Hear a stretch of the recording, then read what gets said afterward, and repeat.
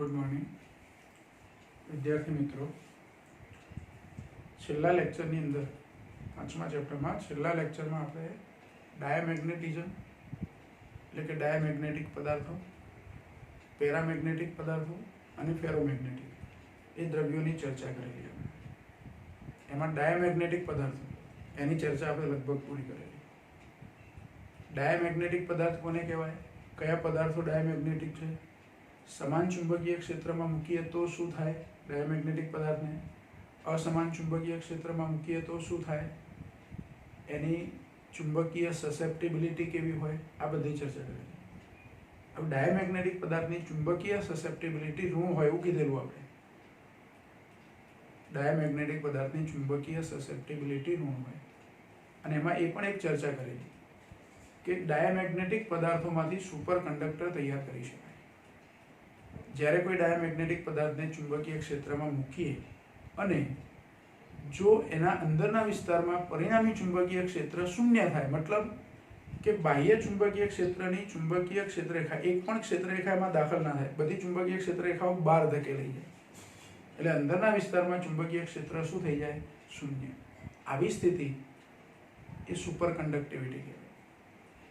અને જે પદાર્થો આવી સ્થિતિ દર્શાવે એ જે અસર છે, આ સુપર કંડક્ટિવિટીની અસર જે છે એને આપણે મિઝનર અસર કીધેલી.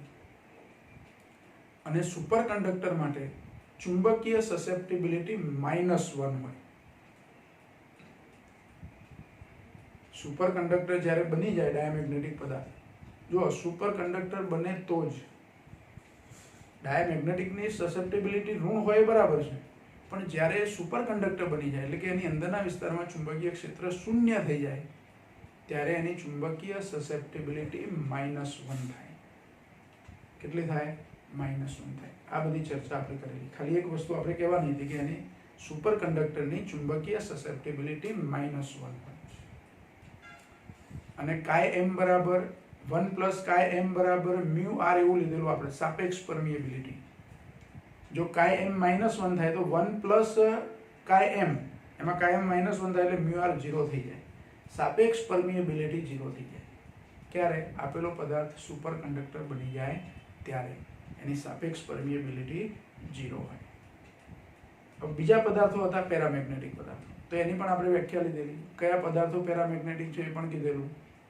एने पण समान चुंबकीय क्षेत्रमां मूकीए तो शुं थाय, असमान चुंबकीय क्षेत्रमां मूकीए तो शुं थाय. अब पेरामेग्नेटिक पदार्थोमां एक टॉपिक आपणे बाकी हतो, एनी पर तापमाननी असर. पेरामेग्नेटिक पदार्थों पर तापमाननी असर, एना माटे तमने प्रश्न पूछी शकाय के टूंक नोंध लखो, पेरामेग्नेटिक पदार्थों पर तापमाननी असर एनी पर नोंध लखो अथवा एनी चर्चा करो, आवो प्रश्न पूछाय. तो एनी आपणे चर्चा करीशुं.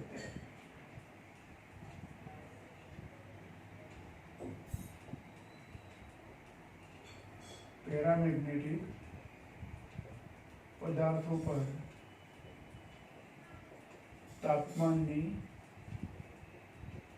असर आनी चर्चा करवी.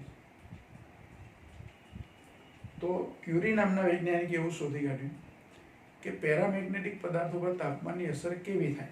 तो एणे एवुं कीधुं के पेरामेग्नेटिक पदार्थोनुं मैग्नेटाइजेशन जे छे, मैग्नेटाइजेशन एटले के एकम कद दीठ चुंबकीय डायपोल मोमेंट, एनुं जे मैग्नेटाइजेशन छे ए बाह्य चुंबकीय क्षेत्र जे लागू पाड्युं होय एना समप्रमाणमां अने तापमानना व्यस्त प्रमाणमां होय छे. आवुं पहेला कोणे कीधुं? क्यूरीए कीधुं आपणने. तो पेरामेग्नेटिक पदार्थोनुं मैग्नेटाइजेशन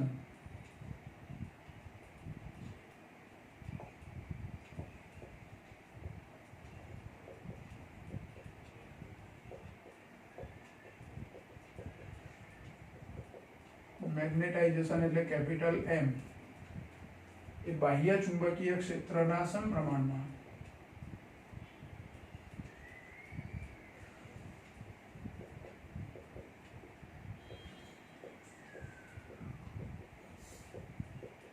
अने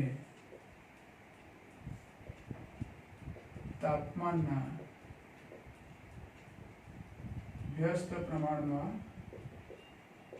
होय छे. પેરામેગ્નેટિક પદાર્થોનું મેગ્નેટાઇઝેશન એ ચુંબકીય ક્ષેત્ર બહારથી જે ચુંબકીય ક્ષેત્ર લાગુ પાડી હોય એના સમપ્રમાણમાં અને તાપમાનના વ્યસ્ત પ્રમાણમાં. એટલે સૂત્ર સ્વરૂપે લખવું હોય તો આવું લખી શકું, એમ ચાલે છે B0/T, જ્યાં B0 એટલે આપણે બાહ્ય ચુંબકીય ક્ષેત્ર જે લાગુ પાડ્યું છે તે, અને T એટલે તાપમાન. બરાબર. ચલનનો સંકેત દૂર કરીએ તો M બરાબર C B0/T, જ્યાં C એને ક્યુરી અચળાંક કહેવાય છે. C એ શું છે? ક્યુરીનો અચળાંક છે. હવે આપણી જોડે એક સૂત્ર છે, ગઈ વખતે મેગ્નેટાઇઝેશન વખતે આપણે સૂત્ર લીધેલું B0 બરાબર, આમ તો સોલેનોઇડની અંદર જો કોઈ જે પદાર્થનું મેગ્નેટાઇઝેશન કરવાનું હોય મૂક્યો હોય તો બાહ્ય ચુંબકીય ક્ષેત્ર એટલે કે સોલેનોઇડનું ચુંબકીય ક્ષેત્ર એ પદાર્થ માટે μ0 ni, જ્યાં ni બરાબર આપણે h લીધેલા, એટલે B0 બરાબર μ0 × h આવું લખીશું. આ છે એને પરિણામ નંબર ધારો કે 1 કહી દઉં, આને 2 કહી દઉં, તો 2 ની કિંમત 1 માં મૂકવાની. સમીકરણ 2 ની કિંમત સમીકરણ 1 માં મૂકતા તો m નું સૂત્ર કેવું થાય? તો m બરાબર c, B0 ની જગ્યાએ શું લખવાનું? μ0h/T. હવે આ h જે છે એને m ના છેદમાં લઈ જવું, તો m/h બરાબર શું થાય? તો c μ0/T. પણ m/h એટલે ચુંબકીય સસેપ્ટિબિલિટી, કાય m જેને કહીએ છીએ અથવા કાય કહીએ છીએ, તો m/h બરાબર કાય m લખી શકું, બરાબર c μ0/T. આ કાય m ના સ્વરૂપમાં સૂત્ર થયું, ક્યુરીનો નિયમ. જો આ ક્યુરીએ આપણને કીધેલું છે એટલે અહીંયા આપણે આ ક્યુરીનો નિયમ શીખીએ છીએ એવું કહેવાય. બીજી રીતે પ્રશ્ન તમને પૂછવો હોય તો એવું પૂછી શકાય કે પેરામેગ્નેટિક પદાર્થો માટે ક્યુરીનો નિયમ સમજાવો. તો આ ક્યુરીનો નિયમ છે કે પેરામેગ્નેટિક પદાર્થોનું મેગ્નેટાઇઝેશન એ બાહ્ય ચુંબકીય ક્ષેત્રના સમપ્રમાણમાં અને તાપમાનના વ્યસ્ત પ્રમાણમાં હોય છે. પછી એને સૂત્રના સ્વરૂપમાં રજૂ કર્યું. તો આ સમીકરણ 1 એ મેગ્નેટાઇઝેશનનું સૂત્ર થયું, પણ એ સૂત્ર મેગ્નેટાઇઝેશનના સ્વરૂપમાં છે, એને બદલે મારે સસેપ્ટિબિલિટીના સ્વરૂપમાં લખવું છે. તો આવી રીતે લખી શકાય. આ સૂત્રને આ સૂત્ર એકના એક સૂત્ર પરથી બીજું સૂત્ર તારવ્યું, બરાબર. આ જ સૂત્ર પરથી આ મળ્યું છે. એટલે સમજો કે તમારે ક્યુરીનો અચળાંક શોધવો હોય તો આ સૂત્ર પરથી શોધો તો આ 3 મૂલ્યો આપેલા હોય, અથવા આ સૂત્ર પરથી શોધો તો આ 3 મૂલ્યો આપેલા હોય. તો બંને વખતે એક જ પદાર્થ માટે બંને વખતે ક્યુરી અચળાંક તો સરખો જ મળે, બરાબર. તો આ થયો ક્યુરીનો નિયમ, એટલે કે પેરામેગ્નેટિક પદાર્થો પર તાપમાનની અસર થાય છે. બીજું, આ સમીકરણ 1 પરથી હું એવું કહી શકું કે મારે કોઈ પદાર્થનું મેગ્નેટાઇઝેશન વધારવું હોય. મેગ્નેટાઇઝેશન વધારવું એનો મતલબ શું? તો એની બધી જે ચુંબકીય ડાયપોલ તરીકે પરમાણુઓ છે, સ્વતંત્ર ડાયપોલ, જ્યાં સુધી એને તમે ચુંબકીય ક્ષેત્રમાં નહીં મૂક્યો હોય, ધારો કે મારી જોડે એક લોખંડનો ટુકડો છે, અત્યારે હાલ એ ચુંબક નથી અને મારે એનું ચુંબક બનાવવું છે, તો શું કરવું પડશે? તો સોલેનોઇડનો જે નળાકાર છે, નળાકારની અંદર મારે લોખંડનો ટુકડો મૂકી દેવાનો. જો ચુંબક બનાવવાની બીજી બધી રીતો પણ છે, પણ સારી રીત છે. તો નળાકારની અંદર તમે લોખંડનો ટુકડો મૂકી દો. હવે સોલેનોઇડનો જે તાર વીટેલો છે એની પર તમે એમાં પ્રવાહ પસાર કર્યો, અમુક સમય સુધી પ્રવાહ પસાર કરીએ છીએ. પ્રવાહ પસાર કરીએ એ વખતે થાય શું? તો સોલેનોઇડની અંદરના વિસ્તારમાં જે ચુંબકીય ક્ષેત્ર છે એ ક્ષેત્રની દિશામાં આ જે લોખંડનો ટુકડો છે એની બધી ડાયપોલ છે એ ગોઠવાય છે. આમ તો લોખંડમાં ડોમેઇન છે, એટલે ખરેખર એનું ડોમેઇન બંધારણ તૂટે છે, પછી આપણે શીખીએ છીએ. તો એ બધી પરમાણુ છે એ ડાયપોલ એ ધીરે ધીરે ક્ષેત્રની દિશામાં ગોઠવાવાની શરૂ થાય. સમજો કે આપણે સ્કૂલની અંદર તમને માસ પીટીમાં ગ્રાઉન્ડ પર લઈ ગયા છે, તો જેવા જશે એવા તરત જ બધા ઊભા રહી જશે. તમને બેલ પડ્યો એટલે એવી સૂચના છે કે ચલો આ બીજો પીરિયડ સ્ટાર્ટ થાય એટલે તમારે ગ્રાઉન્ડ પર જતા રહેવાનું. 200 વિદ્યાર્થી જેવું સમજો. તો બધા ક્લાસમાંથી વારાફરતી બધા સ્ટુડન્ટ બહાર નીકળી અને ગ્રાઉન્ડ પર જઈને ઊભા રહે. તો પહેલાં તો શું થશે? એકદમ બધા લાઈનમાં નહીં ઊભા રહે, જ્યાં સુધી સર તમારા નહીં આવે ત્યાં સુધી. એટલે બધા ટોળે વળીને અસ્તવ્યસ્ત ઊભા છે. ટોળું જ છે, પણ જેવા સર આવશે અને તમને સૂચના આપશે કે ચલો બધા લાઈનમાં હવે ગોઠવાઈ જાઓ, એટલે એકદમ જ લાઈન થઈ જશે તો ના, થોડીક સૂચના આપશે, થોડુંક લાઈનમાં ગોઠવાતા સમય લાગશે, એટલે ધીરે ધીરે બધા શું થશે, લાઈનસર વ્યવસ્થિત હવે ગોઠવાઈ ગયા. તો લોખંડના પરમાણુ, જે લોખંડનો ટુકડો છે એમાં પણ એવું છે, બધી ડોમેઇન એની અસ્તવ્યસ્ત છે. હવે બાહ્ય ચુંબકીય ક્ષેત્ર લાગુ પાડીએ એટલે ડોમેઇનમાં રહેલા પરમાણુ એ બધા ક્ષેત્રની દિશામાં ગોઠવાના શું થાય, શરૂ થાય, અને એક સમય એવો આવે કે કમ્પ્લીટ ક્ષેત્રની દિશામાં ગોઠવાઈ જાય. તો એના માટે બે રીત છે, બે વસ્તુઓ છે. મારે મેગ્નેટાઇઝેશન, જેમ જેમ જો એ ડાયપોલ બધી જેમ જેમ ક્ષેત્રની દિશામાં ગોઠવવાની શરૂ થાય તેમ તેમ એનું મેગ્નેટાઇઝેશન વધતું જાય. મેગ્નેટાઇઝેશન શું થાય, વધતું જાય. હવે આ મેગ્નેટાઇઝેશન મારે વધારવું હોય તો સૂત્ર પરથી, સી તો અચળાંક છે આપેલા દ્રવ્ય માટે, પણ B0 અને T આપણા હાથમાં છે. B0 એટલે બાહ્ય ચુંબકીય ક્ષેત્ર, જે સોલેનોઇડની અંદરના વિસ્તારમાં હોય, ટુકડો જ્યાં મૂક્યો હોય ત્યાં, ટુકડા માટે બાહ્ય ચુંબકીય ક્ષેત્ર કહેવાય. તો M મારે વધારવા હોય તો B ના સમપ્રમાણમાં છે, B0 ના, એટલે B0 વધારતો જવું તો M વધતું જાય. સામે તાપમાનનું વ્યસ્ત પ્રમાણ છે, તાપમાનનું ઘટાડું તો એ વ્યવસ્થિત ગોઠવણ ચાલુ થાય, એટલે કે મેગ્નેટાઇઝેશન વધે. એટલે ધીરે ધીરે આપણે શું કરીએ છીએ, તો બાહ્ય ચુંબકીય ક્ષેત્ર વધારવામાં આવે અને તાપમાનમાં ઘટાડો કરવામાં આવે તો મેગ્નેટાઇઝેશન વધતું જાય. અને એક સમય એવો આવે કે બધી જ ડાયપોલ સંપૂર્ણપણે ચુંબકીય ક્ષેત્રની દિશામાં ગોઠવાઈ ગઈ, મહત્તમ મેગ્નેટાઇઝેશન થઈ ગયું,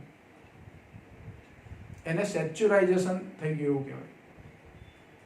મહત્તમ મેગ્નેટાઇઝેશન થઈ ગયું એટલે સેચ્યુરાઇઝેશન મેગ્નેટાઇઝેશન એવું કહેવાય. તો મહત્તમ મેગ્નેટાઇઝેશન થઈ જાય પછી હજુ ચુંબકીય ક્ષેત્ર વધારવું અથવા તાપમાન ઘટાડવું તો સારામાં સારી ગોઠવણ થઈ ગયા પછી એનાથી સારી ગોઠવણ થાય તો ના. એટલે સેચ્યુરાઇઝેશન થઈ જાય એટલે કે મહત્તમ મેગ્નેટાઇઝેશન થઈ જાય પછી તમે ચુંબકીય ક્ષેત્રની તીવ્રતા વધારો, બાહ્ય ચુંબકીય ક્ષેત્ર, અથવા તાપમાન ઘટાડો, કોઈ ફરક પડતો નથી. એટલે કે મેગ્નેટાઇઝેશન વધતું નથી. જેટલું વધવાનું હતું મહત્તમ તે થઈ ગયું, હવે એનાથી વધારે સારી ગોઠવણ આગળ શક્ય નથી, ભલે તમે B માં વધારો કરો, T માં ઘટાડો કરો. તો સેચ્યુરાઇઝેશન મેગ્નેટાઇઝેશન થયા પછી ક્યુરીનો નિયમ જળવાતો નથી. ક્યુરીનો નિયમ આપણને શું કહે છે કે ચુંબકીય ક્ષેત્ર, બાહ્ય ચુંબકીય ક્ષેત્ર વધારો અથવા તાપમાન ઘટાડો તો મેગ્નેટાઇઝેશન વધે, પણ ક્યાં સુધી, મહત્તમ ના થયું હોય ત્યાં સુધી. પછી જેવું મહત્તમ મેગ્નેટાઇઝેશન થઈ જાય, એક એવી સ્થિતિ આવી જાય, એના પછી ચુંબકીય ક્ષેત્ર વધારવાના અથવા તાપમાન ઘટાડવાથી કોઈ ફરક પડતો નથી, એટલે કે ક્યુરીનો નિયમ જળવાતો નથી. સેચ્યુરાઇઝેશન મેગ્નેટાઇઝેશન થઈ જાય પછી ક્યુરીનો નિયમ જળવાતો નથી.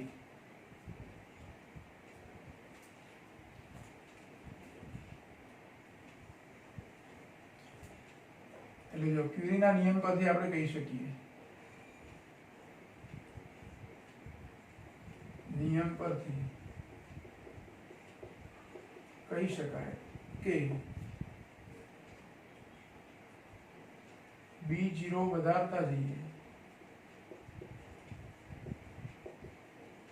અથવા T તાપમાન ઘટાડતા જઈએ તેમ મેગ્નેટાઇઝેશન વધતું જાય. મેગ્નેટાઇઝેશન શું થાય, વધતું જાય. જ્યારે મેગ્નેટાઇઝેશન મહત્તમ થઈ જાય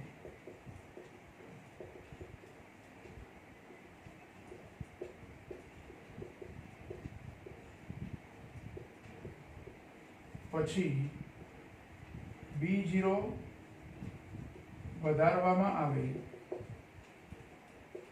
કે T ઘટાડવામાં આવે તો પણ એમાં કોઈ જ ફરક પડતો નથી.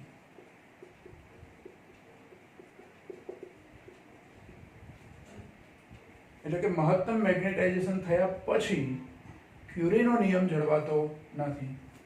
એટલે કે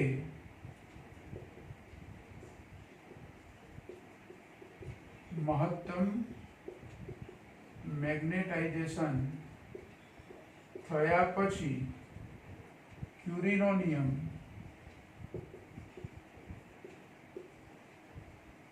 જળવાતો નથી. હવે મહત્તમ મેગ્નેટાઇઝેશન થાય તો એનું મહત્તમ મેગ્નેટાઇઝેશનનું સૂત્ર હું શું લખી શકું? એની ચુંબકીય ડાયપોલ મોમેન્ટના સ્વરૂપમાં.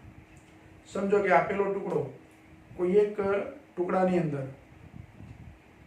n જેટલા પરમાણુઓ છે. કેટલા પરમાણુઓ છે? n જેટલા.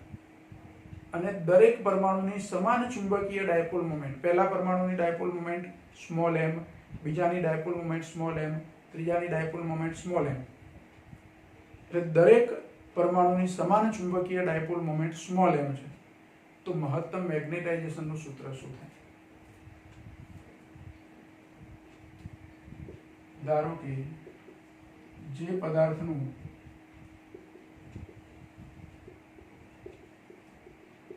મેગ્નેટાઇઝેશન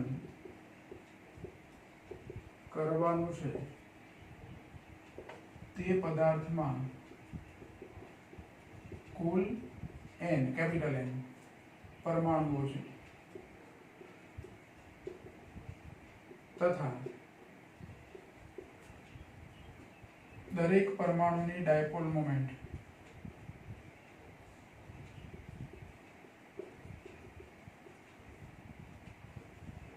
m છે. જો દરેક પરમાણુની ડાયપોલ મોમેન્ટ m અને ડાયપોલ મોમેન્ટ એ સદિશ રાશિ છે. કેવી રાશિ છે? સદિશ રાશિ. હવે બધા જ પરમાણુઓ લાઇનસર એક જ દિશામાં ગોઠવાઈ જાય તો પરિણામી ડાયપોલ મોમેન્ટ શું થાય આખા ટુકડાની? તો n અને m ના ગુણાકાર જેટલી. એક પરમાણુની ડાયપોલ મોમેન્ટ 2 એકમ છે, એવા 10 પરમાણુ છે, બધા એક જ દિશામાં ગોઠવાઈ ગયા છે, તો કુલ ડાયપોલ મોમેન્ટ તો 2 × 10 એટલે 20 એકમ થાય. પણ એ ક્યારે શક્ય બને એવું? બધા જ પરમાણુઓ એક જ દિશામાં. ધારો કે આ કોઈ ચુંબકીય પદાર્થ છે, એની બધી જ ડાયપોલ એક જ દિશામાં આવી રીતે ગોઠવાઈ ગઈ છે, તો જ એમનો સરવાળો એના મૂલ્યના સરવાળો જેટલો થાય. પછી જો અસ્તવ્યસ્ત બધી ડાયપોલ હોય પદાર્થનો, કોઈ આમ છે, કોઈ આવી રીતે છે, કોઈ આવી રીતે છે, હજુ 100% ગોઠવણ નથી થઈ, તો આનો સરવાળો n અને m ના ગુણાકાર જેટલો ના થાય આ સ્થિતિમાં. પણ આ સ્થિતિમાં પરિણામી જે ડાયપોલ મોમેન્ટ છે એ m અને n ના ગુણાકાર, n અને આ સ્મોલ m ના ગુણાકાર જેટલી થાય. અને આ કુલ ડાયપોલ મોમેન્ટ થાય એને કદ વડે ભાગવાના, એટલે મહત્તમ મેગ્નેટાઇઝેશન મળે. તો પરમાણુની ડાયપોલ મોમેન્ટ m છે, તો મહત્તમ મેગ્નેટાઇઝેશન m મેક્સિમમ બરાબર n × m/v આવું સૂત્ર થાય. અને m એ કેવી રાશિ છે? સદિશ છે, પણ એક જ દિશામાં ગોઠવાઈ ગયા એટલે મૂલ્યોનો સરવાળો લીધો, તો મહત્તમ મેગ્નેટાઇઝેશનનું સૂત્ર આવું થાય. પણ આ ક્યારે થાય? સેચ્યુરેશન મેગ્નેટાઇઝેશન થઈ ગયું હોય ત્યારે, એટલે કે બધી જ ડાયપોલ ક્ષેત્રની દિશામાં ગોઠવાઈ ગઈ હોય ત્યારે m મેક્સિમમ થઈ જાય. અહીં m મેક્સિમમ છે એવું ના કહી શકું, પણ b0 અને t ના એવા મૂલ્યો પસંદ કરું કે બધી જ ડાયપોલ ક્ષેત્રની દિશામાં ગોઠવાઈ ગઈ, ત્યારે આ m કેવા થઈ ગયા? મહત્તમ. તો m મેક્સિમમ થાય એટલે સીધું આ સૂત્ર વાપરીને તમે શોધી શકો. એક પરમાણુની ડાયપોલ મોમેન્ટ તમને ખબર હોય, એમાં પરમાણુઓની સંખ્યા ખબર હોય, અને એ ટુકડો જે આપ્યો છે જેનું તમે મેગ્નેટ બનાવવાના છો એનું કદ ખબર હોય, તો મહત્તમ મેગ્નેટાઇઝેશન આ સૂત્ર પરથી શોધી શકાય. એટલું જ આવશે મહત્તમ મેગ્નેટાઇઝેશન. હા, એટલું ખરું કે એના માટે તમારે b0 અને t ના યોગ્ય મૂલ્યો સેટ કરવા પડશે, કે તાપમાન યોગ્ય મેન્ટેન કરવું પડે, બાહ્ય ચુંબકીય ક્ષેત્ર લાગુ પાડવું પડે જરૂર જેટલું, અને બધી જ ડાયપોલ ક્ષેત્રની દિશામાં ગોઠવાઈ ગઈ તો સીધું જ આ સૂત્ર પરથી મને મહત્તમ મેગ્નેટાઇઝેશન મળી જાય. એટલે જો તાપમાનની અસર પેરામેગ્નેટિક પદાર્થો પર કેવી થાય છે એની ચર્ચા તમારે અહીં સુધી. આ તાપમાનની અસર છે, અહીંયા ચુંબકીય ક્ષેત્ર વધારીએ, તાપમાન ઘટાડીએ તો મહત્તમ મેગ્નેટાઇઝેશન થાય. મહત્તમ મેગ્નેટાઇઝેશન થયા પછી ક્યુરીનો નિયમ જળવાતો નથી, અને એ મહત્તમ મેગ્નેટાઇઝેશન કેટલું થાય ચુંબકીય ડાયપોલ મોમેન્ટના સ્વરૂપમાં, તો એનું આ સૂત્ર હતા. એટલે તાપમાનની અસરની ચર્ચા આપણે આવી રીતે કરવાની. બરાબર? આ પ્રશ્ન બરાબર ધ્યાનથી તમે પહેલા વાંચી લેશો. આપણી પેરામેગ્નેટિક પદાર્થોની બધી જ ચર્ચા પૂરી થઈ. હવે જે ચર્ચા આપણે કરવાની છે તે ફેરોમેગ્નેટિક પદાર્થોની, પણ પહેલા આટલું તમે લખી લેજો.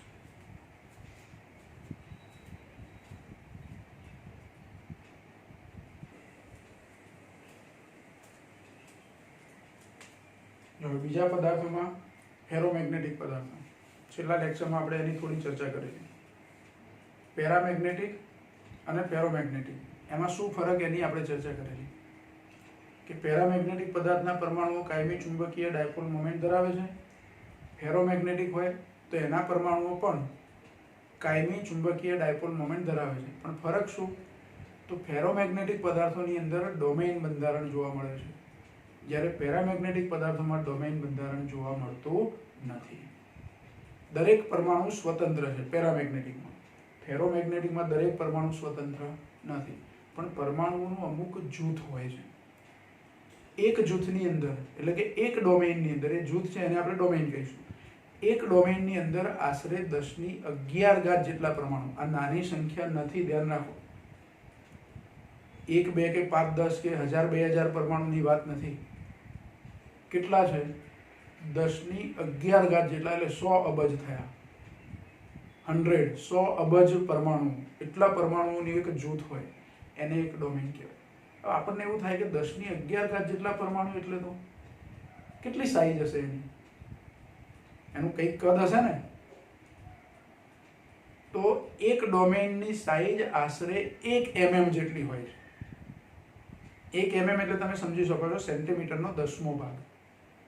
તો 1 mm જેટલી સાઈઝમાં એટલા પરમાણુઓ હોય. ધારો કે લોખંડનો એક ટુકડો છે, લોખંડ એ ડોમેઇન બંધારણ ધરાવે છે, તો લોખંડના એ ટુકડાની 1 mm જેટલો સાઈઝનો કણ લો તમે, એટલો ટુકડો લો, તો એ એક ડોમેઇન થઈ, અને એની અંદર લગભગ 10⁻11 જેટલા પરમાણુ. આવું ડોમેઇન બંધારણ જોવું હોય તો પહેલા તો એ લોખંડના ટુકડામાંથી મારે એક ડોમેઇન જુદી પાડવી પડે.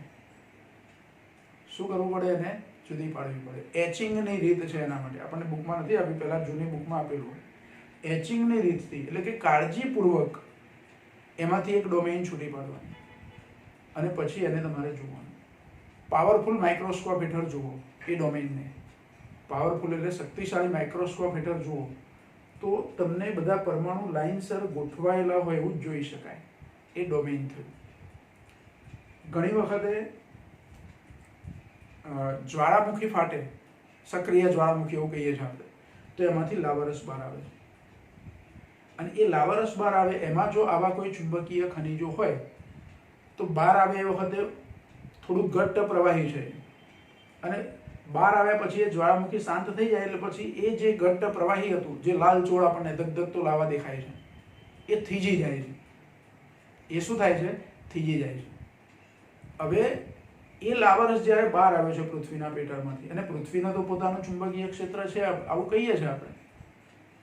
જે જ્વાળામુખીમાંથી લાવારસ બહાર આવ્યો, જે હજુ થોડોક પ્રવાહી સ્વરૂપે છે, ઘટ્ટ પ્રવાહી, અને પ્રવાહીના પરમાણુઓ તો જે પ્રમાણે એને સેટ કરવા હોય તે થઈ શકે. ઘન પદાર્થના પરમાણુ હોય તો એને તમે જલ્દી ડિસ્ટર્બ કરી શકતા નથી, પણ પ્રવાહીની અંદર હોય તો એ પ્રવાહી સ્વરૂપમાં જ્યાં સુધી લાવારસ છે અને એમાં આવા ચુંબકીય ખનિજો છે, લોખંડ, કોબાલ્ટ કે નિકલ જેવા, તો એ ઠંડા પડે ત્યાં સુધીમાં શું થશે?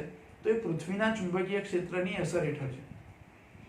એટલે એમાં જે બધી ડાયપોલ હશે, પરમાણુય ડાયપોલ, એ બધી ડાયપોલ ક્ષેત્રની દિશામાં ગોઠવાઈ જશે. અને એ જે ખનિજનો એ જે ટુકડો હશે, જે હવે ઘન બની ગયો છે, એને લોડ સ્ટોન એવું કહેવાય. એની અંદર ચુંબકત્વનો ગુણ હોય.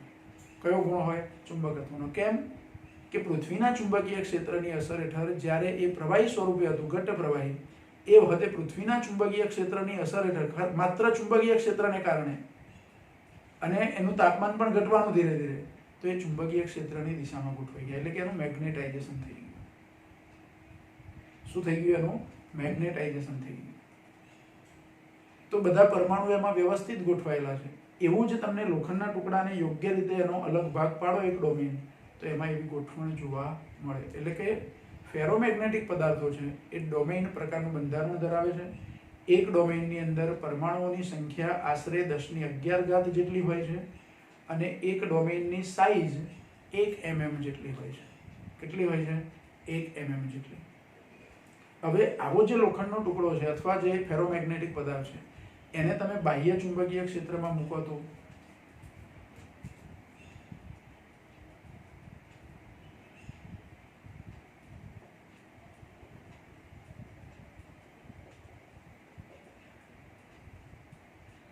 કોઈ લોખંડનો એક ટુકડો છે ધારો કે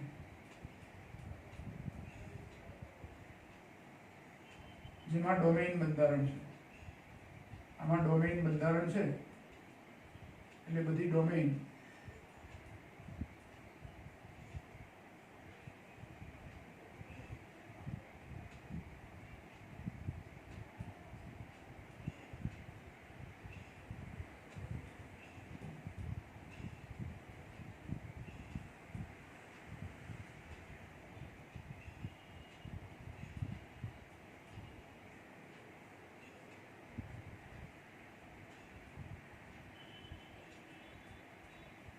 બધી ડોમેઇન આવી રીતે હોય.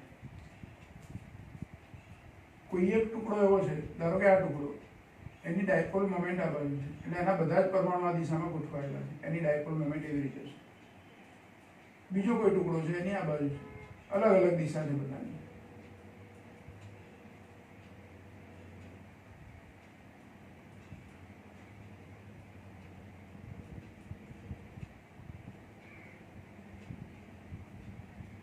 હવે આને બીજા બધામાં દરેકમાં હોય, દરેક ડોમેઇનમાં હોય આવું. હવે આને બાહ્ય ચુંબકીય ક્ષેત્રની અસર હેઠળ મૂકું. ધારો કે બાહ્ય ચુંબકીય ક્ષેત્રનો ઉત્તર આ બાજુ છે, આવી રીતે ચુંબકીય ક્ષેત્ર છે,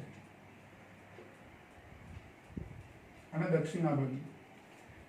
તો જે ડોમેઇન એના પરમાણુઓ બાહ્ય ચુંબકીય ક્ષેત્રની દિશામાં જ ગોઠવાયેલા છે એનું શું?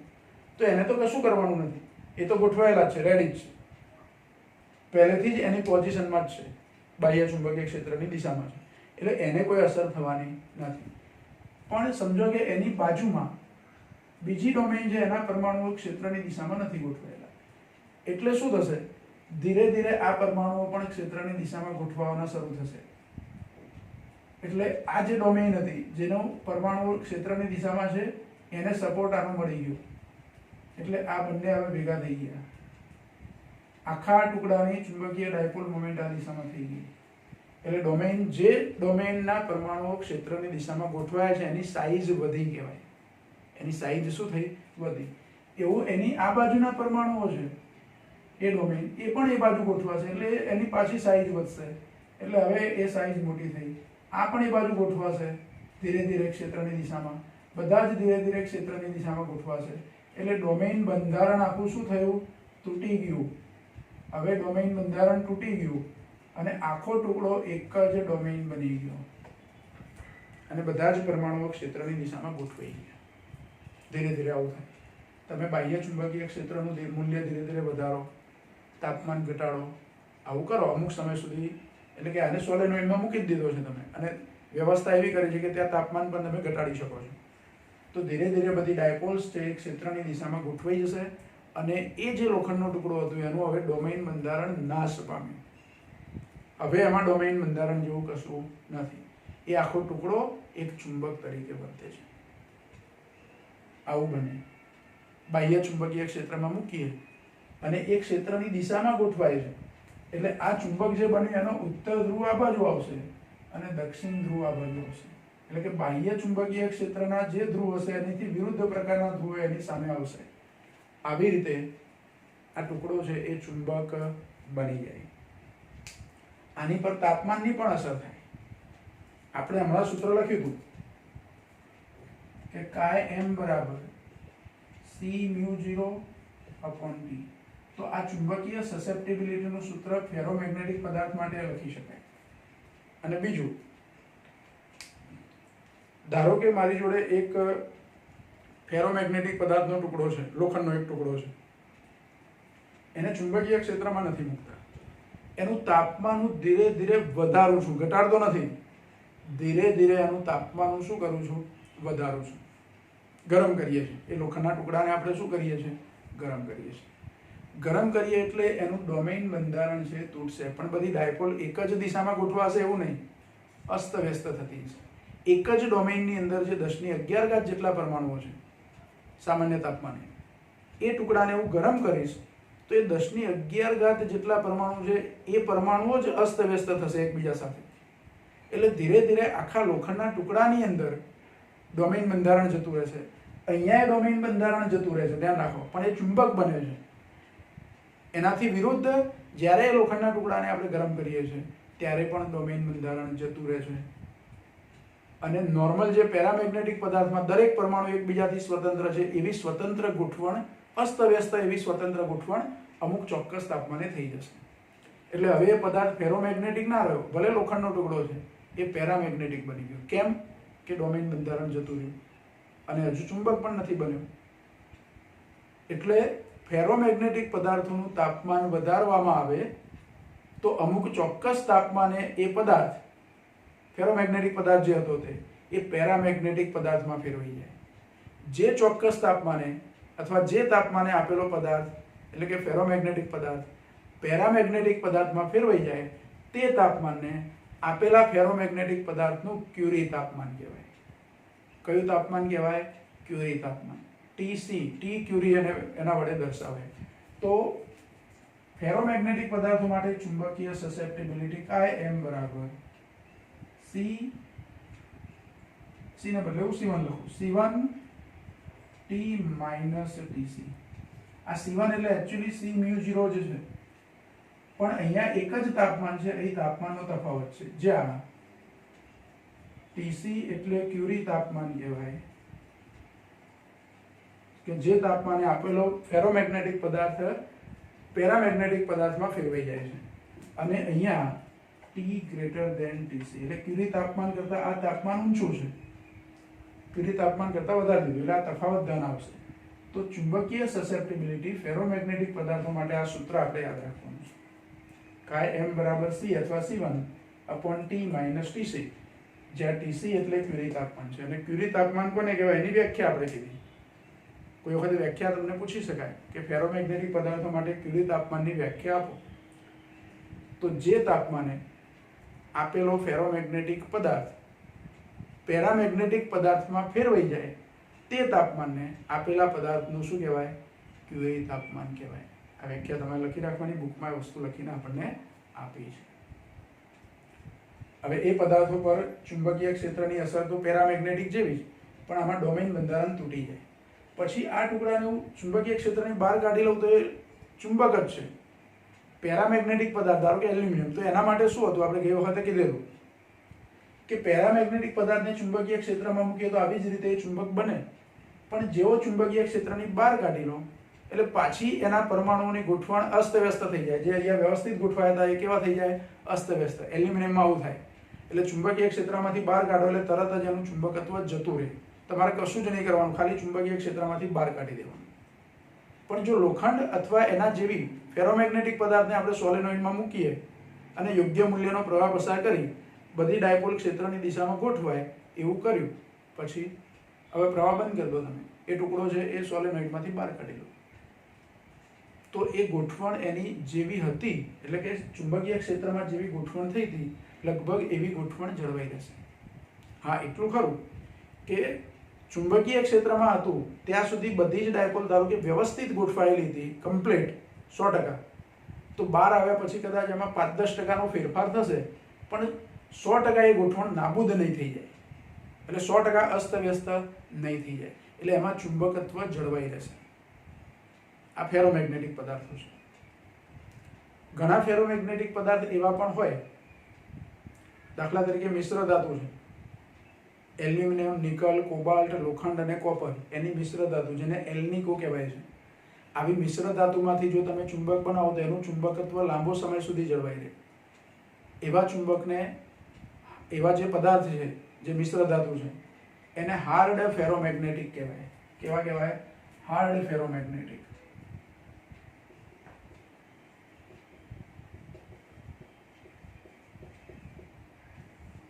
એટલે હાર્ડ ફેરોમેગ્નેટિક એનો મતલબ કે જે પદાર્થમાંથી એક વખત તમે ચુંબક બનાવો છો ફેરોમેગ્નેટિક પદાર્થમાંથી, અને એ ચુંબકત્વ એનું લાંબા સમય સુધી જળવાઈ રહે છે. એટલે કે આવા ચુંબકીય ક્ષેત્રમાં મૂકી અને ચુંબક બની પછી બહાર કાઢીએ તો એનું ચુંબકત્વ જેવું હોય એવું લગભગ જળવાઈ રહે છે, અને એ ઘણા લાંબા સમય સુધી રહે. અમુક વર્ષો સુધી એ ચુંબકીય ક્ષેત્ર એનું ચુંબકત્વ એનું જળવાઈ રહે. તો એવા પદાર્થોને હાર્ડ ફેરોમેગ્નેટિક કહેવાય. આપણે વ્યવહારમાં અથવા તો પ્રયોગશાળામાં આપણે જે ચુંબકો વાપરીએ છીએ, ગજિયો ચુંબક અથવા તો નાળ ચુંબક, આ બધા ચુંબકો પ્રયોગશાળામાં જે વાપરીએ છીએ આપણે ચુંબક તરીકે ઉપયોગ કરવા, એ પદાર્થો એનલિકોમાંથી, એ ચુંબકો એનલિકો નામની મિશ્ર ધાતુમાંથી બનેલા છે. એટલે એનું ચુંબકત્વ લાંબા સમય સુધી જળવાઈ રહે છે. નોર્મલ ચુંબક માટે તમને એવી પણ ખબર છે કે એનું તાપમાન વધારવામાં આવે, એને પછાડવામાં આવે તો એનું ચુંબકત્વ ઓછું થતું જાય, અથવા એના સમાન ધ્રુવો પાસે રાખવામાં આવે, અસમાન નહીં, સમાન ધ્રુવો પાસે લાંબા સમય સુધી રાખવામાં આવે તો પણ એનું ચુંબકત્વ ઘટી જાય. પણ હાર્ડ ફેરોમેગ્નેટિક પદાર્થો હોય તો એનું ચુંબકત્વ લાંબા સમય સુધી જળવાઈ રહે અને એ પ્રબળ ચુંબકો છે. બીજા હોય સોફ્ટ ફેરોમેગ્નેટિક પદાર્થો.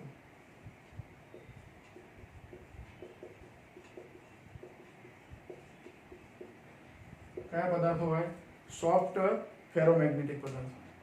દાખલા તરીકે શુદ્ધ લોખંડ, જેને નરમ લોખંડ આપણે કહીએ છીએ. લોખંડની મિશ્ર ધાતુ હોય તો અલગ વાત છે, અને શુદ્ધ લોખંડ એટલે કે નરમ લોખંડ તરીકે આપણે જેને જોઈએ છીએ. તો નરમ લોખંડ એ સોફ્ટ ફેરોમેગ્નેટિક પદાર્થ છે. આપણે ગેલ્વેનોમીટરનું જ્યારે થિયરી શીખેલા, ગેલ્વેનોમીટરની રચના, તો એમાં એક પોઈન્ટ હતો આપણો કે ગેલ્વેનોમીટરની જે કોઇલ છે એની આજુબાજુ એક નરમ લોખંડનો નળાકાર મૂકવામાં આવે છે. શું કરવામાં આવે? નરમ લોખંડનો નળાકાર. તો આ નરમ લોખંડ એટલે સોફ્ટ ફેરોમેગ્નેટિક પદાર્થ છે. એની પારગમ્યતા ઊંચી હોય. ફેરોમેગ્નેટિક પદાર્થોની પારગમ્યતા ખૂબ જ વધારે હોય, એટલે એમાંથી ચુંબકીય ક્ષેત્ર રેખાઓ સહેલાઈથી પસાર થઈ શકે. એટલે આપણે નરમ લોખંડનો નળાકાર એટલે ત્યાં મૂક્યો છે ગેલ્વેનોમીટરમાં, કે બે નળાકાર ચુંબકીય ધ્રુવો છે એની વચ્ચે નળાકાર મૂકી દીધો લોખંડનો, એટલે ત્રિજ્યાવર્તી સમાન મૂલ્યનું અને પ્રબળ ચુંબકીય ક્ષેત્ર આપણને મળે, એટલે કે તીવ્ર ચુંબકીય ક્ષેત્ર મળે. તો એ સોફ્ટ ફેરોમેગ્નેટિક તરીકે નરમ લોખંડનો નળાકાર આપણે વાપર્યો છે. બીજું, એકદમ નરમ એટલે નરમ લોખંડ, એનો મતલબ તમારે એવું નહીં કે વળી જાય જલ્દી. નરમ લોખંડ એટલે શુદ્ધ લોખંડ છે, બીજી કોઈ અશુદ્ધિ એમાં ઉમેરાયેલી નથી, એટલે પ્યોર લોખંડ છે. એને આપણે નરમ લોખંડ કહીએ છીએ. નરમ લોખંડનો ટુકડો અહીંયા મૂકવો અને એનલિકોનો એક ટુકડો અહીંયા મૂકવો.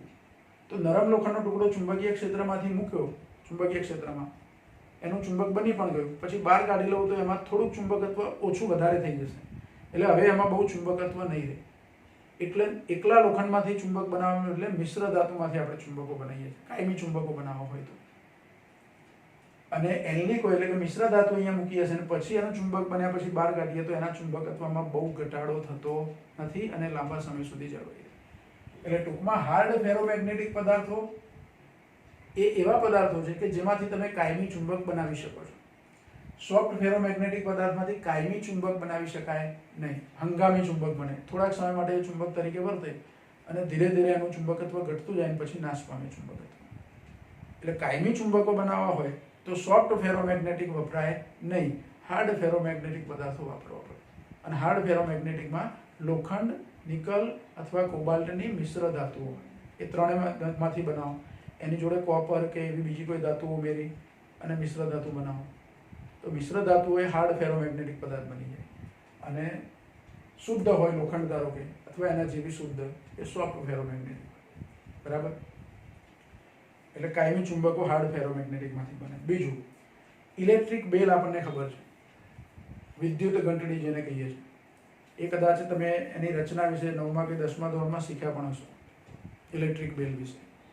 તો એ ઇલેક્ટ્રિક ઘંટડીની અંદર આપણે જેવી સ્વિચ દબાવીએ એટલે એ બેલ વાગે, એમાં એક નાની હથોડી હોય, એક નાની હથોડી હોય, એ સોફ્ટ ફેરોમેગ્નેટિક હોય.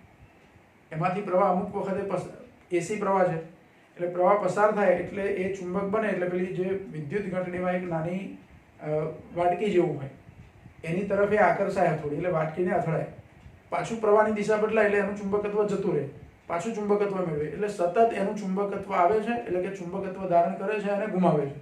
એટલે પેલી લોખંડની વાડકી છે એની તરફ આકર્ષાય પાછી સ્પ્રિંગ ગોઠવેલી હોય એટલે ચુંબકત્વ જતું રહે એટલે બેક થઈ જાય, પાછું ચુંબકત્વ આવે એટલે વાડકી તરફ આકર્ષાય, અથડાય, એટલે વારંવાર એ વાડકી સાથે અથડાયા કરે. 1 સેકન્ડમાં તો કેટલી વખતે અથડાય. એટલે આપણે એવું કહીએ કે ઇલેક્ટ્રિક બેલ. તો ઇલેક્ટ્રિક બેલની રચનામાં સોફ્ટ ફેરોમેગ્નેટિક પદાર્થ વપરાય. પછી આપણા સ્પીકર, મોબાઈલની અંદર જે સ્પીકર નાના આવે તે, અથવા તો ટેપ રેકોર્ડરના સ્પીકર હોય, રેડિયોના સ્પીકર હોય, એ સ્પીકરોની અંદર એમાં પણ સોફ્ટ ફેરોમેગ્નેટિક પદાર્થોનો ઉપયોગ થાય. પછી ભારે વસ્તુઓ ઉંચકવાની હોય ક્રેનથી, ભારે વસ્તુઓમાં લોખંડ જેવી અથવા તો જે ચુંબક તરફ આકર્ષાય એવી, જે વસ્તુઓ ચુંબક પ્રત્યે આકર્ષાતી હોય, ચુંબક તરફ આકર્ષાતી હોય એવી ભારે વસ્તુઓ, ધારો કે લોખંડની કોઈ ભારે વસ્તુ, એવી ભારે વસ્તુઓને ઉંચકવાની હોય તો એ ક્રેનની અંદર સોફ્ટ ફેરોમેગ્નેટિક પદાર્થનો ઉપયોગ થાય. એટલે પ્રવાહ પસાર કરીએ એટલે એમાં જે સોફ્ટ ફેરોમેગ્નેટિક પદાર્થ રાખ્યો હોય એ ચુંબક બની જાય, એટલે લોખંડની વસ્તુ એની સાથે ચોંટી ગઈ. પછી એ ક્રેનથી એ વસ્તુ ઉચકીને એને બાંધવાની નહીં, ચોંટી ગઈ ખાલી, ઉચકીને પછી જ્યાં મૂકવાની હોય ત્યાં મૂકી દીધી, પછી પ્રવાહ બંધ કરી દો એટલે એમાં જે સોફ્ટ ફેરોમેગ્નેટિકની પ્લેટ જે વપરાય છે અથવા જે કોઇલ વપરાય હોય એનું ચુંબકત્વ જતું રહે એટલે પેલી લોખંડની વસ્તુને એ શું કરે, છોડી દે. તો ભારે વસ્તુઓ ઉંચકવા માટેની ક્રેન લોખંડ જેવી, એટલે કે ચુંબક પ્રત્યે આકર્ષાય. પછી તમે એમ એવું કહો કે સિમેન્ટની એક મોટી પાઇપ છે એને ઉંચકવી તો ના ઉંચકાય. એટલે જે દ્રવ્યો ચુંબક પ્રત્યે આકર્ષાતા હોય એમાંથી બનેલી ભારે વસ્તુ લોખંડ જેવી, એને ઉંચકીને એક જગ્યાએથી બીજી જગ્યાએ મૂકવી હોય, જે 1, 2 કે 5, 10 માણસો ઉંચકીને ના મૂકી શકે એવી એટલી મોટી વસ્તુ એને ક્રેનથી ઉંચકવી હોય તો એમાં પણ સોફ્ટ ફેરોમેગ્નેટિક પદાર્થોનો ઉપયોગ થાય. બરાબર? તો આ થયા આપણા ફેરોમેગ્નેટિક પદાર્થની ચર્ચા. હવે ફેરોમેગ્નેટિક પદાર્થની અંદર એક વસ્તુ છે હિસ્ટેરેસિસ. એનો B વિરુદ્ધ H નો આલેખ દોરવાનો છે. કયો આલેખ દોરવાનો? B વિરુદ્ધ H નો આલેખ, અને એ આલેખ આપણે સમજવો છે. આ એક પ્રશ્ન આપણો બાકી. પછી આપણો આ ચેપ્ટર એની થિયરી પૂરી. તો એ આલેખ આપણે સમજી લઈએ.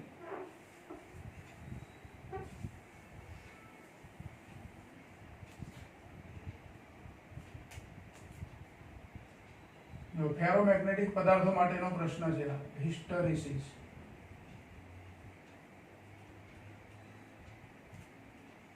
અહીં હિસ્ટેરેસિસ એનો મતલબ કે થોડાક પાછળ પડવું એમ. અહીં હિસ્ટેરેસિસ એટલે હિસ્ટ્રી એવું નહીં, ઇતિહાસ નહીં.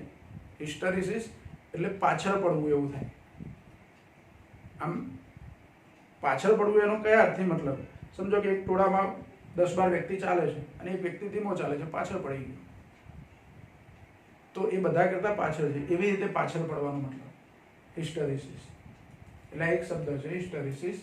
એમાં B વિરુદ્ધ H નો આલેખ દોરવાનો છે. કયો આલેખ દોરવાનો છે? B વિરુદ્ધ H નો આલેખ. અને એ આલેખ સમજવો છે. એ આલેખ જે તૈયાર થાય ને હિસ્ટેરેસિસ વક્ર કહેવાય છે.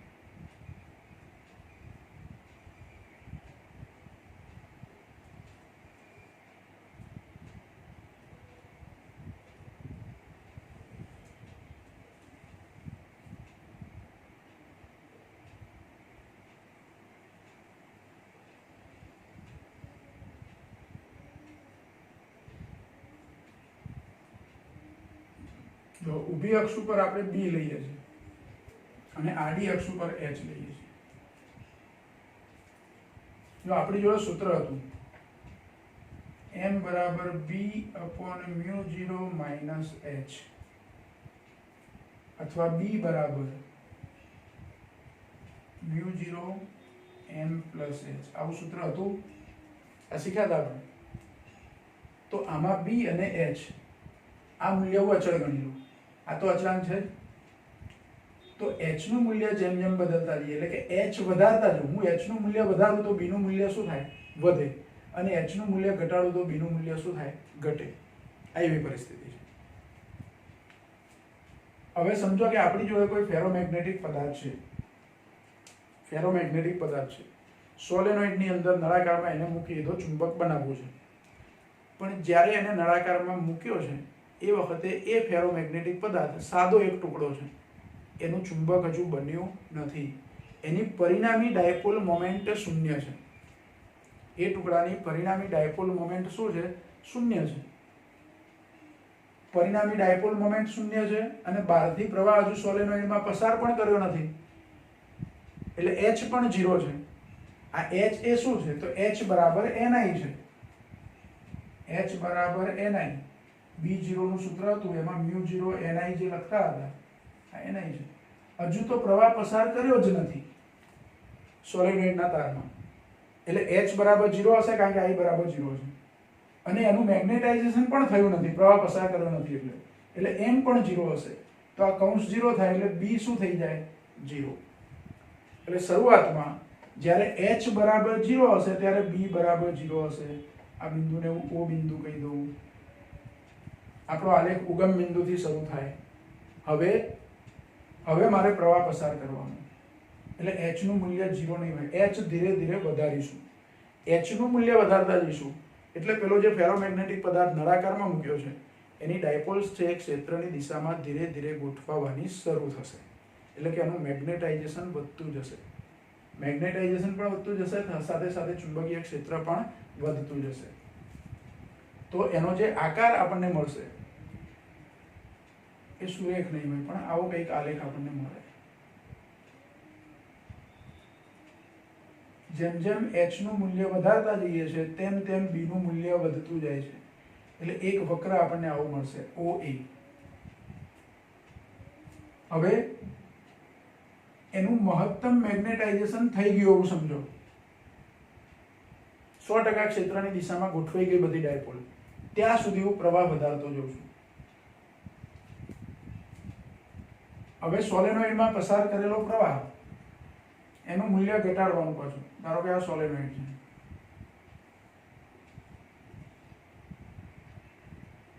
એમાં આપણે પ્રવાહ પસાર કર્યો છે. એની પર જે તાર વીટેલો છે એ તારમાં પ્રવાહ પસાર થાય છે, બરાબર, અને અંદર ટુકડો મૂકેલો છે. બધી ડાયપોલ ક્ષેત્રની દિશામાં ધારો કે આ બાજુ ગોઠવાઈ ગઈ. હવે પ્રવાહનું મૂલ્ય ધીરે ધીરે ઓછું કરવાનું, દિશા નથી બદલવાની. ધીરે ધીરે પ્રવાહનું મૂલ્ય શું કરવાનું? ઘટાડતા જવાનું. હું પ્રવાહનું મૂલ્ય ઘટાડતો જોઉં એટલે અહીંયા જે બધી ડાયપોલ ક્ષેત્રની દિશામાં ગોઠવાયેલી હતી, 100% ગોઠવાઈ ગઈ હતી, એ થોડીક પાછી ડિસ્ટર્બ થશે, થોડીક. એટલે પ્રવાહનું મૂલ્ય હું ઘટાડું છું, તો પ્રવાહનું મૂલ્ય ઘટાડું તો એ વખતે મને આલેખ હવે આવું મળશે. ધારો કે અહીંયા બી બિંદુ લઉં. કયું બિંદુ છે? બી બિંદુ. તો એ બી મળ્યું. અહીં પ્રવાહનું મૂલ્ય 0 થઈ ગયું એટલે h 0 થઈ ગયા, પણ b 0 નથી. આ પોઈન્ટ પર h ઇક્વલ ટુ 0 પણ b is not equal to 0. h ભલે 0 થઈ ગયા પણ એમાં મેગ્નેટાઇઝેશન થોડું ઘણું છે હજુ, એટલે b 0 થતા નથી. પ્રવાહનું મૂલ્ય 0 કરી દીધું. હવે પ્રવાહની દિશા ઉલટાઈ દેવાની, એટલે કે બેટરીના છેડા બદલી કાઢવાના. એટલે પ્રવાહની દિશા શું થશે? જે પહેલા આમ પ્રવાહ જતો હતો એ આ બાજુ જશે. પ્રવાહની દિશા ઉલટાશે. પ્રવાહની દિશા ઉલટાય એટલે ધીરે ધીરે મેગ્નેટાઇઝેશન પાછું ઘટતું જાય છે. અને અહીંયા પહોંચીએ ત્યારે b ઇક્વલ ટુ 0 થઈ જાય. h is not equal to 0. h is not equal to 0. પ્રવાહની દિશા આપણે શું કરી? ઉલટાઈ દીધી. પ્રવાહની દિશા ઉલટાઈ એટલે બધી જ ડાયપોલ અસ્તવ્યસ્ત થઈ ગઈ. ભલે થોડો ઘણો પ્રવાહ છે અંદર, સોલેનોઇડમાં પ્રવાહ પસાર કર્યો છે, પણ બધી ડાયપોલ અસ્તવ્યસ્ત થઈ ગઈ. એટલે એની પરિણામી ડાયપોલ મોમેન્ટ શૂન્ય થઈ ગઈ. પરિણામી ડાયપોલ મોમેન્ટ શૂન્ય થઈ ગઈ. ચુંબકીય ક્ષેત્ર પણ શૂન્ય થઈ ગયું. પ્રવાહ શૂન્ય થયો નથી. હજુ એ પ્રવાહની દિશા ઉલટાયેલી દિશામાં પ્રવાહનું મૂલ્ય હું વધારું છું. હવે તો પાછું મેગ્નેટાઇઝેશન એનું વધશે, એટલે કે ચુંબકીય ક્ષેત્ર એનું વધશે. અને અમુક મૂલ્ય સુધી પ્રવાહ વિરુદ્ધ દિશામાં વધારીએ એટલે પાછું મેગ્નેટાઇઝેશન મહત્તમ થઈ જશે, પણ વિરુદ્ધ દિશામાં. કઈ દિશામાં? બધી ડાયપોલ હવે ઊંધી ગોઠવાઈ ગઈ. પહેલા 100% આમ ગોઠવાઈ હતી, હવે 100% આમ ગોઠવાઈ ગઈ. અહીં ચોક્કસ મૂલ્યનો પ્રવાહ, એટલે કે h નું કોઈ ચોક્કસ મૂલ્ય રાખ્યું ત્યારે. હવે મહત્તમ ગોઠવણ થયા પછી પાછો પ્રવાહ વિરુદ્ધ દિશામાં જે પ્રવાહ હતો એ ઘટાડીએ છીએ આપણે. જો આમાં આકાર થોડોક વ્યવસ્થિત આપણે બનાવવો છે, એટલે અહીંયા આવી રીતે લઈએ આપણે. પાછો પ્રવાહ હવે ઘટાડું છું. પ્રવાહ ઘટાડ્યો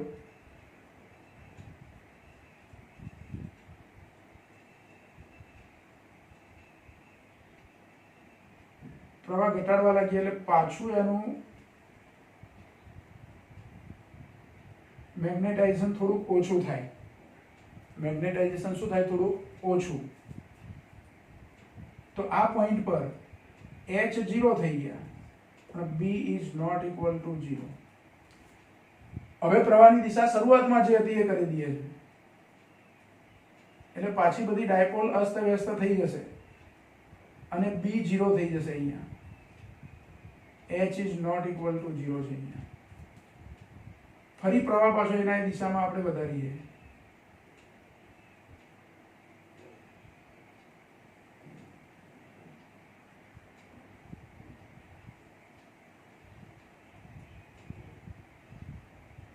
આવો આલેખ મળે આપણને. એટલે જો પહેલા O થી A, A થી B, B થી અહીંયા ધારો કે જે પોઈન્ટ મળે એ પોઈન્ટને કહી દઉં C, આ D, E, F. તો આવો આલેખ મળે. અને આ આલેખ જે મળ્યો એને હિસ્ટેરિસિસ વક્ર કહેવાય. શું કહેવાય? હિસ્ટેરિસિસ વક્ર કહેવાય. હવે આ બે પોઈન્ટ મળે છે, B અને E પોઈન્ટ, એ રિટેન્ટિવિટી છે. એ શું છે? રિટેન્ટિવિટી. રિટેન્ટિવિટી એટલે શું? તો અહીં B 0 નથી આ બંને જગ્યાએ. B ના જે મૂલ્ય માટે h નું મૂલ્ય શૂન્ય થાય, B ના જે મૂલ્ય માટે h નું મૂલ્ય શૂન્ય થાય તેને આપેલા પદાર્થની રિટેન્ટિવિટી કહેવાય. આ બે પોઈન્ટ પાસે B ના જે મૂલ્ય માટે h એનું મૂલ્ય 0 થાય, એટલે કે ચુંબકીય તીવ્રતા શૂન્ય થાય અથવા મેગ્નેટિક ઇન્ટેન્સિટી શૂન્ય થાય, તેને એટલે કે B નું તે મૂલ્ય જે મળે એને રિટેન્ટિવિટી કહેવાય. અને બીજો એક શબ્દ છે આ C પોઈન્ટ અને F પોઈન્ટ માટે, કોએર્સિવિટી.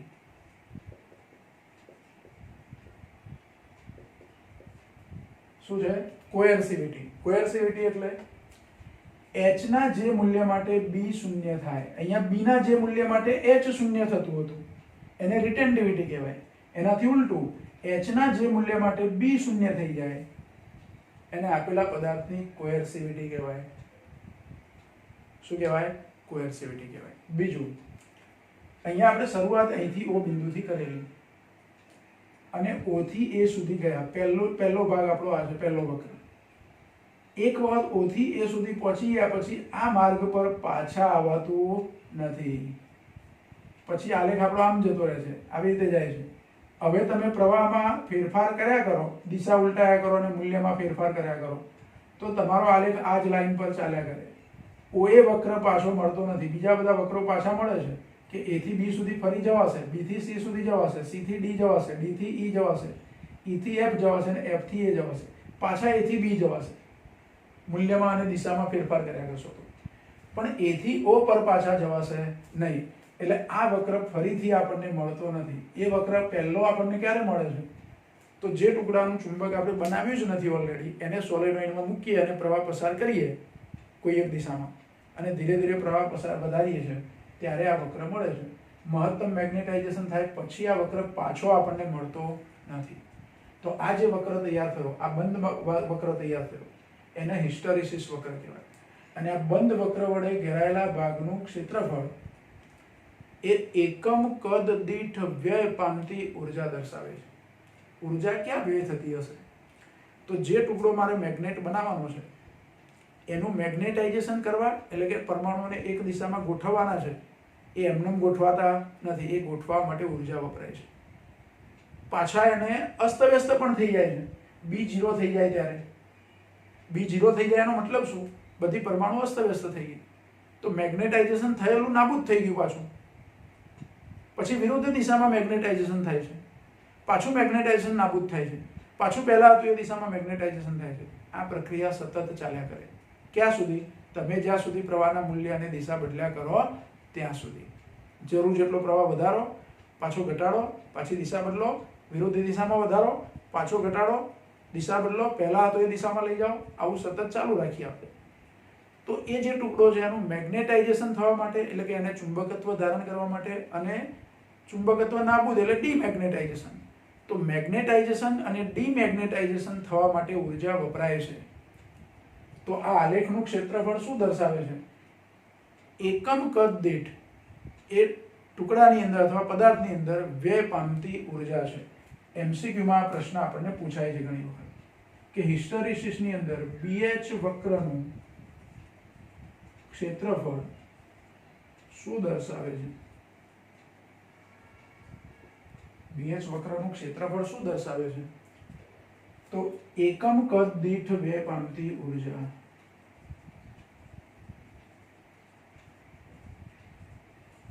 શું દર્શાવે છે? એકમ કદ દીઠ બે પામતી ઉર્જા દર્શાવે છે. બીજું, જેનો આ ભાગ પહોળો હોય એટલે કે રિટેન્ટિવિટી વધારે કહેવાય. કોઈ એવો મારી જોડે પદાર્થ છે, ધારો કે નરમ લોખંડ છે, તો નરમ લોખંડ માટે હું આલેખ દોરું તો મને એ આલેખ કંઈક આવો મળે. એટલે આ ભાગ કેવો થઈ ગયો? સાંકડો. આની કમ્પેરિઝનમાં આપણે બતાવવા માટે ધારો કે દોરીએ તો નરમ લોખંડ માટે આવો નાનો આલેખ મળે. એની કોએર્સિવિટી પણ ઘટી જાય, રિટેન્ટિવિટી પણ ઘટી જાય. તો સોફ્ટ ફેરોમેગ્નેટિક પદાર્થ માટે આ રિટેન્ટિવિટી ઓછી હશે. એટલે કાયમી ચુંબકો બનાવવા માટે કેવા પદાર્થો વાપરવા જોઈએ? તો હાર્ડ ફેરોમેગ્નેટિક એવું કીધું. પણ એ પદાર્થ હાર્ડ ફેરોમેગ્નેટિક એની રિટેન્ટિવિટી પણ વધારે હોવી જોઈએ, કોએર્સિવિટી પણ વધારે હોવી જોઈએ, તો જ એમાંથી તમે કાયમી ચુંબક બનાવી શકો. એટલે કાયમી ચુંબકો બનાવાય કયા પદાર્થોમાંથી? તો જે પદાર્થોની રિટેન્ટિવિટી વધારે હોય અને કોએર્સિવિટી પણ વધારે હોય, એટલે કે એ પદાર્થો હાર્ડ ફેરોમેગ્નેટિક છે. બીજી રીતે કેવું હોય તો હાર્ડ ફેરોમેગ્નેટિક કોને કહેવાય? તો જેની રિટેન્ટિવિટી અને કોએર્સિવિટી વધારે હોય હાર્ડ ફેરોમેગ્નેટિક, અને રિટેન્ટિવિટી અને કોએર્સિવિટી ઓછી હોય એને સોફ્ટ ફેરોમેગ્નેટિક કહેવાય. બરાબર? તો આ હિસ્ટેરેસિસ વક્ર એની ચર્ચા આપણી થઈ. બુકમાં એ વર્ણન સાથે આપેલું છે સરસ રીતે, એટલે એ તમે. બીજું, બુકની અંદર અહીંયા મૂલ્યો આપ્યા છે. આપણે અક્ષો પર મૂલ્યો લખ્યા નથી. મૂલ્યોનું એટલું મહત્વ નથી. બુકમાં એ મૂલ્યો લખીને આપ્યા છે કે આટલું મૂલ્ય થાય એટલે કોએર્સિવિટી 0 થઈ જાય છે, રિટેન્ટિવિટી 0 થઈ જાય એનું મૂલ્ય આપ્યું છે, અડધી થઈ જાય એનું મૂલ્ય આપ્યું છે. એ મૂલ્યો ખાલી એક આંકડાકીય માહિતી છે, એ કોઈ યાદ રાખવાના છે એવું જરૂર નથી. પણ તમે એના આલેખ અહીંયા મૂલ્યો લખીને પણ આ આલેખ દોરી શકો. મેઇન આ આલેખ છે આપણો. હાર્ડ ફેરોમેગ્નેટિક પદાર્થ હશે તો એની રિટેન્ટિવિટી વધારે હશે, કોએર્સિવિટી પણ વધારે હશે. સોફ્ટ ફેરોમેગ્નેટિકમાં રિટેન્ટિવિટી ઓછી, કોએર્સિવિટી પણ ઓછી હશે. બરાબર? તો જો આ ચેપ્ટરનો થિયરીનો પોર્શન આપણો પૂરો થયો. હવે થોડાક ઉદાહરણના દાખલા બાકી છે અને સ્વાધ્યાયના દાખલા આપણા થોડા બાકી છે. બરાબર? પણ થિયરીની બાબતમાં આપણું આ ચેપ્ટર પૂરું થયું.